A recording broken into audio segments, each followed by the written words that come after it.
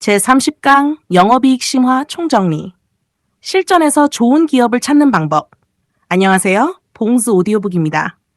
드디어 영업이익 30강의 마지막 시간입니다. 지금까지 우리는 영업이익이라는 하나의 투자 지표를 가지고 아주 긴 여행을 해왔습니다. 처음에는 영업이익이 무엇인지부터 시작했습니다. 매출과 영업이익의 차이를 공부했고 영업이익률을 배웠습니다. 영업이익이 증가하는 기업과 감소하는 기업의 차이도 살펴봤습니다. 반도체와 바이오처럼 업종에 따라 영업이익을 어떻게 다르게 해석해야 하는지도 공부했습니다. 그리고 심화편에서는 한 단계 더 들어갔습니다. 흑자 전환, 사상 최대 영업이익, 컨센서스, 어닝 서프라이즈와 어닝 쇼크, 분기 실적과 연간 실적, 시장 점유율, 주도주와 영업이익의 관계까지 연결했습니다. 오늘은 이 모든 내용을 하나로 연결하겠습니다. 오늘 강의의 목표는 단순합니다. 기업의 실적표를 봤을 때 어디부터 봐야 하는지 스스로 판단할 수 있는 기준을 만드는 것. 그것이 영업이익 30강의 최종 목적입니다. 첫 번째, 영업이익은 기업의 본업을 보는 출발점입니다. 기업에는 여러 종류의 이익이 있습니다. 하지만 우리가 영업이익을 중요하게 공부한 이유가 있습니다. 기업이 본업에서 얼마나 돈을 벌고 있는지를 보여주는 대표적인 지표이기 때문입니다. 예를 들어 어떤 회사가 부동산을 매각해서 큰 돈을 벌었다고 생각해 보겠습니다. 그의 순이익은 크게 증가할 수 있습니다. 하지만 회사가 제품을 팔고 서비스를 제공하는 본업의 경쟁력이 좋아졌다고 말하기는 어렵습니다. 반대로 매출이 증가하고 영업이익이 증가하고 영업이익률까지 상승한다면 이야기가 달라집니다. 본업의 경쟁력이 좋아지고 있을 가능성이 있기 때문입니다. 그래서 기업 분석을 시작할 때 영업이익은 매우 좋은 출발점이 됩니다. 하지만 여기서 끝내면 안 됩니다. 두 번째, 영업이익의 크기보다 방향을 먼저 보십시오. 두 기업이 있다고 생각해 보겠습니다. 첫 번째 기업의 영업이익은 5천억 원입니다. 두 번째 기업은 1,000억 원입니다. 어느 기업이 더 좋은 기업일까요? 영업이익의 절대 금액만 보면 첫 번째 기업입니다. 하지만 최근 몇 년의 흐름을 보겠습니다. 첫 번째 기업은 6천억 원, 5,500억 원, 5천억 원으로 감소하고 있습니다. 두 번째 기업은 300억 원, 600억 원, 1,000억 원으로 증가하고 있습니다. 그러면 이야기가 달라집니다.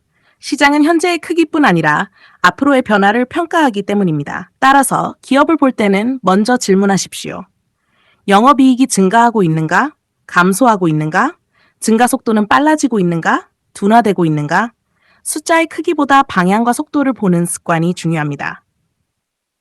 세 번째, 영업이익만 보지 말고 매출부터 확인하십시오. 영업이익이 증가했습니다. 좋습니다. 그런데 왜 증가했을까요? 가장 먼저 매출을 확인해야 합니다. 매출이 증가하면서 영업이익이 증가했다면 사업 자체가 성장하고 있을 가능성이 있습니다.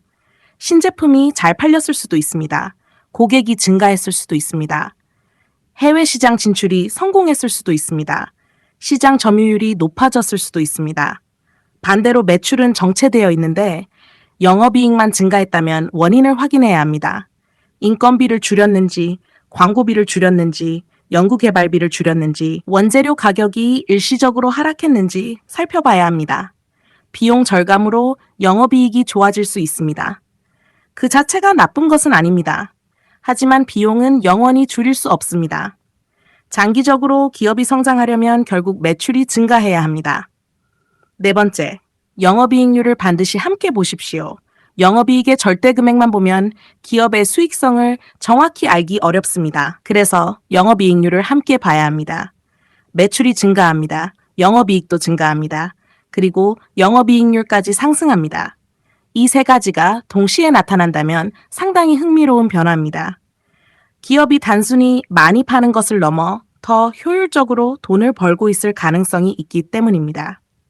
왜 영업이익률이 좋아졌는지도 확인하십시오.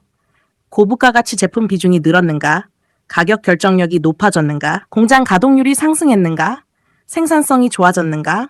원가 경쟁력이 강화되었는가? 이 질문을 계속 던져야 합니다.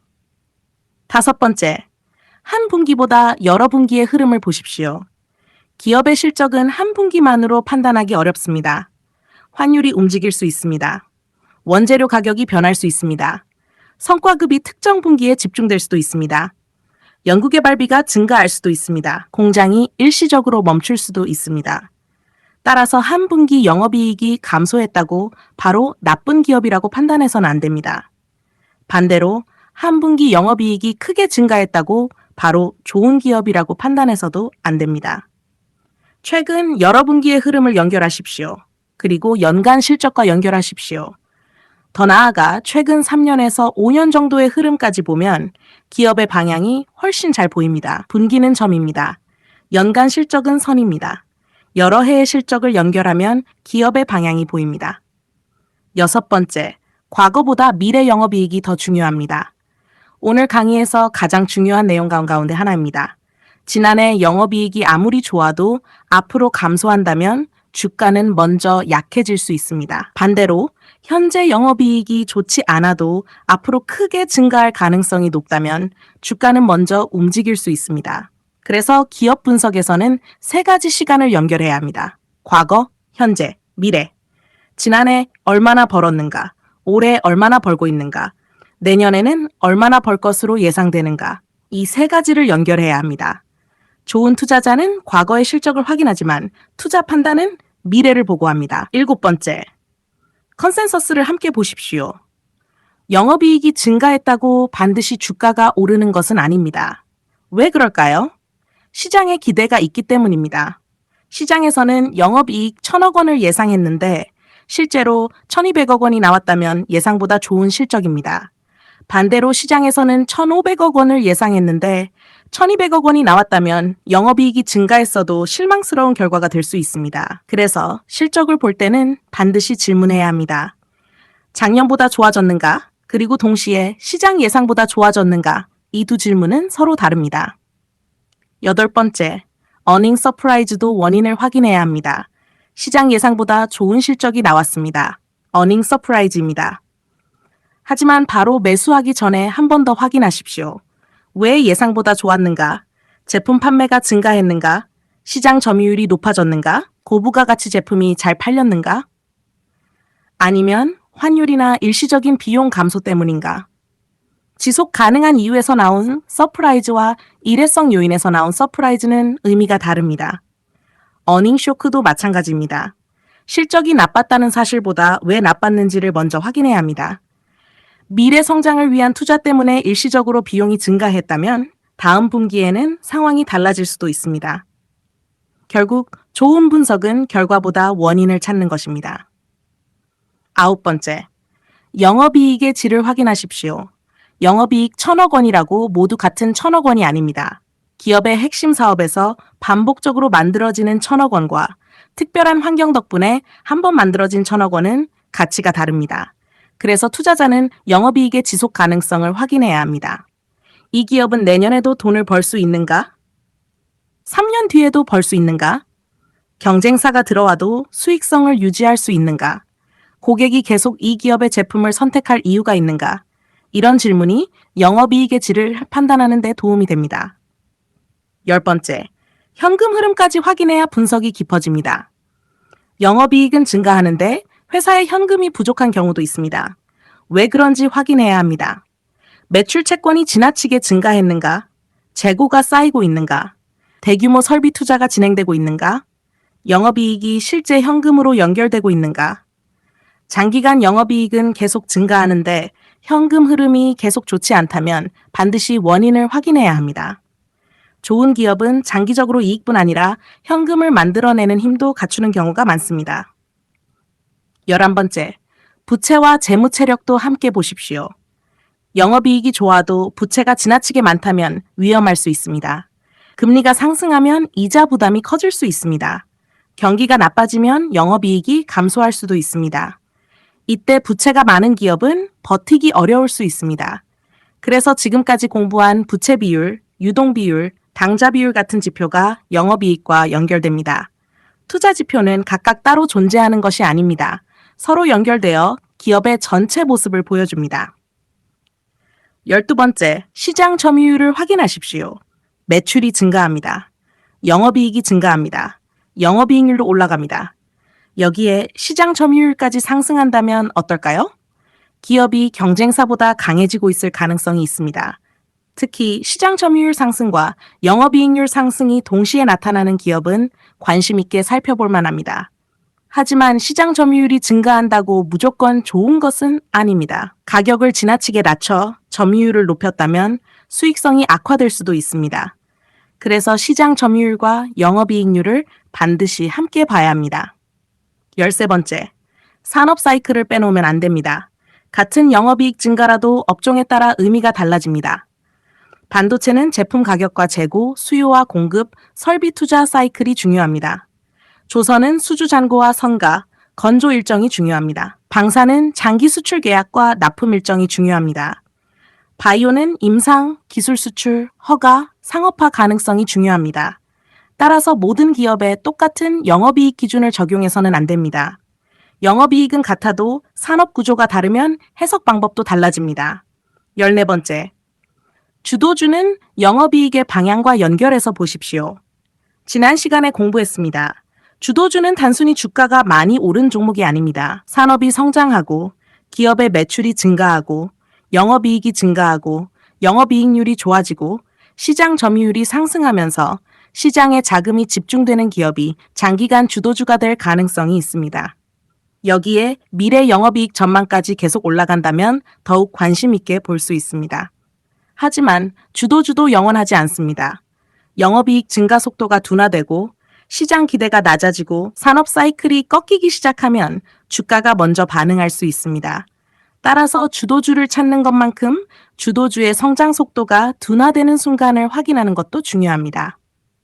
15번째, 주가가 많이 올랐다는 사실과 좋은 기업이라는 사실을 구분하십시오.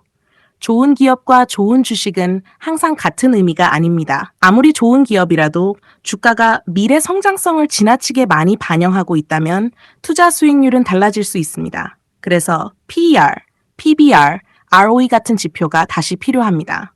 영업이익으로 좋은 기업을 찾고 다른 투자 지표를 이용해 현재 가격이 어느 정도 평가를 받고 있는지 확인하는 것입니다. 기업 분석과 가격 분석은 함께 가야 합니다. 16번째, 실전에서는 순서를 만들어 놓는 것이 좋습니다. 기업 하나를 처음 분석한다고 생각해 보겠습니다. 어디부터 봐야 할까요? 먼저 매출을 봅니다. 매출이 성장하고 있는지 확인합니다. 그 다음 영업이익을 봅니다. 영업이익이 매출과 함께 증가하는지 확인합니다. 그 다음 영업이익률을 봅니다. 기업의 수익성이 좋아지고 있는지 확인합니다. 그 다음 최근 여러 분기와 연간 실적을 연결합니다. 그 다음 내년 영업이익 전망을 확인합니다. 그 다음 시장 점유율을 봅니다. 그 다음 현금 흐름과 부채를 확인합니다. 그 다음 산업 사이클을 확인합니다. 마지막으로 주가와 밸류에이션을 봅니다. 이 순서를 반복하면 기업 분석이 훨씬 체계적으로 변합니다. 영업이익 실전 분석, 12단계 기업을 분석할 때 다음 질문을 하나씩 던져보십시오. 첫째, 매출이 최근 몇 년 동안 증가하고 있는가? 둘째, 영업이익도 함께 증가하고 있는가? 셋째, 영업이익 증가 속도는 빨라지고 있는가? 넷째, 영업이익률이 개선되고 있는가? 다섯째, 영업이익 증가의 원인이 지속 가능한가? 여섯째, 내년 영업이익 전망도 증가하고 있는가? 일곱째, 시장 예상치가 계속 상향되고 있는가? 여덟째, 영업활동 현금 흐름도 좋아지고 있는가? 아홉째, 부채는 감당할 수 있는 수준인가? 열째, 시장 점유율은 높아지고 있는가? 11째, 산업 자체가 성장하고 있는가? 12째, 현재 주가는 이러한 미래 성장을 얼마나 반영하고 있는가? 이 12가지 질문을 습관적으로 반복해 보십시오. 기업을 보는 방식이 조금씩 달라질 것입니다. 마지막으로 반드시 기억해야 할 것. 영업이익은 매우 강력한 투자 지표입니다. 하지만 영업이익 하나만으로 투자해서는 안 됩니다. 영업이익은 기업 분석의 중심축으로 사용하는 것이 좋습니다. 매출을 연결하고, 영업이익률을 연결하고, 현금 흐름을 연결하고, 부채를 연결하고, ROE를 연결하고, PR과 PBR을 연결하고, 시장 점유율과 산업 사이클까지 연결하십시오. 그러면 각각 따로 보이던 숫자가 하나의 기업 이야기로 연결되기 시작합니다. 이것이 투자 지표를 공부하는 이유입니다. 공식을 외우기 위해 공부하는 것이 아닙니다. 숫자를 보고 기업의 이야기를 읽기 위해 공부하는 것입니다. 영업이익 30강 최종 정리. 좋은 기업을 찾을 때는 영업이익이 큰 기업만 찾지 마십시오. 영업이익이 계속 성장할 수 있는 기업을 찾으십시오. 현재 실적만 보지 마십시오. 미래 실적을 함께 보십시오. 한 분기의 숫자에 흔들리지 마십시오. 여러 분기와 여러 해의 방향을 보십시오. 영업이익만 보지 마십시오. 매출과 영업이익률을 함께 보십시오. 숫자만 보지 마십시오. 산업과 경쟁력을 함께 보십시오. 좋은 뉴스만 보지 마십시오. 시장에 이미 얼마나 반영되었는지도 생각하십시오. 그리고 주가만 보지 마십시오. 그 주가를 움직이는 기업의 이익을 보십시오. 투자는 미래를 정확하게 맞히는 게임이 아닙니다. 확인할 수 있는 근거를 하나씩 늘려가면서 판단의 실수를 줄여가는 과정에 가깝습니다. 오늘 공부한 영업이익도 그 근거 가운데 하나입니다. 하나의 숫자에서 시작했지만 30강을 지나면서 우리는 매출, 수익성, 성장성, 시장 점유율, 산업 사이클, 현금 흐름, 재무 체력, 밸류에이션, 그리고 주도주까지 연결했습니다. 이제 영업이익이라는 숫자를 보게 되면 단순히 얼마를 벌었지? 라고만 묻지 마십시오. 한 단계 더 들어가십시오. 왜 이렇게 벌었을까? 그리고 다시 질문하십시오. 앞으로 더 벌 수 있을까? 마지막으로 한 번 더 질문하십시오. 그 미래를 현재 주가는 얼마나 반영하고 있을까? 이 세 가지 질문을 습관으로 만드는 것. 그것이 영업이익 30강에서 우리가 얻어야 할 가장 중요한 투자 공부라고 생각합니다. 여기까지 영업이익 완전 정복 30강이었습니다. 끝까지 함께 해주셔서 감사합니다. 봉스 오디오북이었습니다.